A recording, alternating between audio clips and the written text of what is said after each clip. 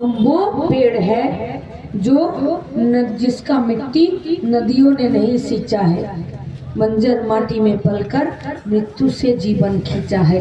আমরা বাঁচা মাটিতে জন্ম নিতে শিখেছি, বাঁচতে শিখেছি, মাথা উঁচু করতে শিখেছি, লড়তে শিখেছি। कि यहाँ पर सालबनी में जिंदाल का इस्पात कारखाना हो।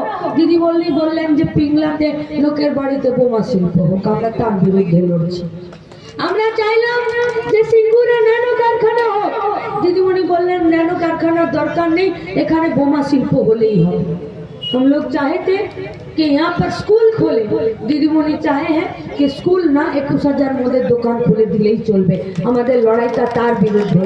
আমরা চেয়েছিলাম যে সব গরিবের একটাই রেশন কার্ড হোক, দিদিমণি বললেন যে শুধুমাত্র আমার জ্যোতিপ্রিয় চাল খেয়ে ভুঁড়ি ফোলা। আমরা চেয়েছিলাম আপনার বাড়ির আমার বাড়ির ছেলে মেয়েগুলো স্কুলের মাস্টারের চাকরি হোক, দিদিমণি বললেন দরকার নেই, পার্থ আমার বাড়িতে অর্পিতাকে নিয়ে ফষ্টি নষ্টি করলেই চলবে। আমরা চাইছিলাম আপনাদের ব্যাংকের অ্যাকাউন্টে 7,500 টাকা দিন, দিদিমণি বললেন পার্থর বান্ধবী অর্পিতার খাটের তলে টাকা বেরোলেই চলবে।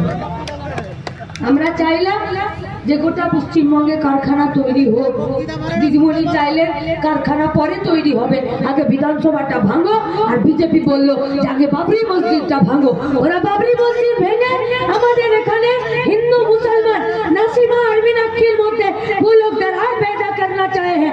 আর দিদিমণি বিধানসভা ভেঙে বিধানসভাতে গরিব মানুষের অধিকারকে সুরক্ষা দেওয়ার জন্য যে আইনটা তৈরি হয় সেই আইনের জায়গাটাকে কলুষিত করেছে।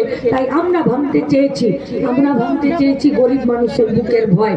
আজ ভয় ভেঙেছে বলে ব্যালট বাক্সে কংগ্রেসরা জল ঢেলে দিয়েছে যে তৃণমূলকে ছাপ্পা করতে দেব না। আমরা ভাঙতে চেয়েছি ওদের দম্ভ, তাই ওদের অহংকার ভাঙতে পেরেছি বলেই এখনো গোটা পশ্চিমবঙ্গের বিডিওরা এখান থেকে ওখানে ট্রান্সফার হচ্ছে আর সাসপেন্ড হয়ে যাচ্ছে। আমরা চেয়েছি ওদের লুটের রাজস্ব ভাঙুক, তাই তো আজকে আদালতের নেতৃত্বে তার নির্দেশে যারা ভুয়ো খাতা জমা দিয়ে পাস করেছিল তাদের বেতন ফেরত দিতে বলছে। এবার আমরা গড়তে চাইছি আমাদের ভবিষ্যৎ, আমরা গড়তে চাইছি আমাদের বাচ্চাগুলোর ভবিষ্যৎ, আমরা গড়তে চাইছি আমাদের রাজ্যটা, যে রাজ্যে कोई भी भूखा पेट सोने नहीं जाएगा, किसी को भी बेरोजगार नहीं कहा जाएगा। এই পশ্চিমবঙ্গে আমরা কারখানা গড়তে চাইছি, এই পশ্চিমবঙ্গে আমরা কৃষিকে আরো এগিয়ে নিয়ে যেতে চাইছি, এই পশ্চিমবঙ্গে আমরা আরো স্কুল কলেজ হসপিটাল তৈরি করতে চাইছি, যেখানে আরো ছেলেপুলেরা সরকারি কাজ করবে। আমরা চাইছি এই পশ্চিমবঙ্গের ভাঙা রাস্তাগুলো সারাই হোক। আমরা চাইছি এই পশ্চিমবঙ্গের হসপিটালগুলোতে যাতে ডাক্তাররা নার্সরা আসে। আমরা চাইছি এই পশ্চিমবঙ্গের স্কুলগুলোতে যাতে চেয়ার ফাঁকা না থাকে, সেখানে মাস্টারমশাই দিদিমণিরা আসুক। আমরা চাইছি এই পশ্চিমবঙ্গের কিষাণ মান্ডিগুলোতে চাষিরা তাদের ফসল বিক্রি করুক। আমরা চাইছি সারের কালোবাজারি বন্ধ হোক।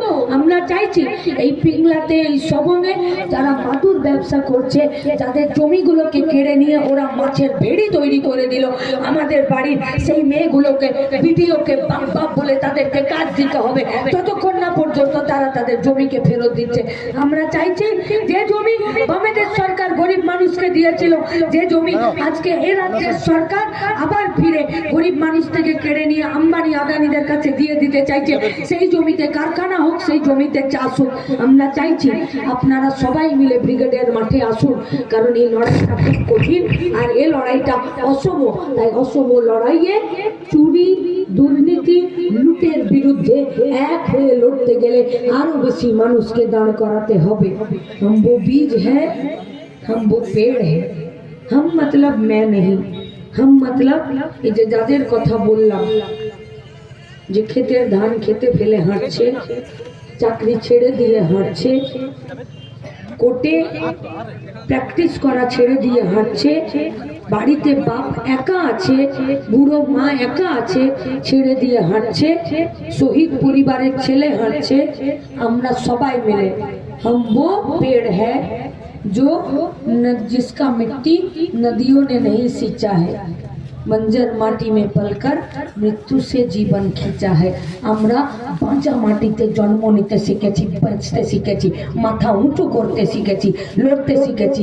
সেই লড়াইয়ে ব্রিগেডের মাঠে 7 জানুয়ারি সবাইকে আসার আহ্বান জানিয়ে আমার কথা শেষ করছি। ইনকালাব জিন্দাবাদ, ডিভাইড জিন্দাবাদ।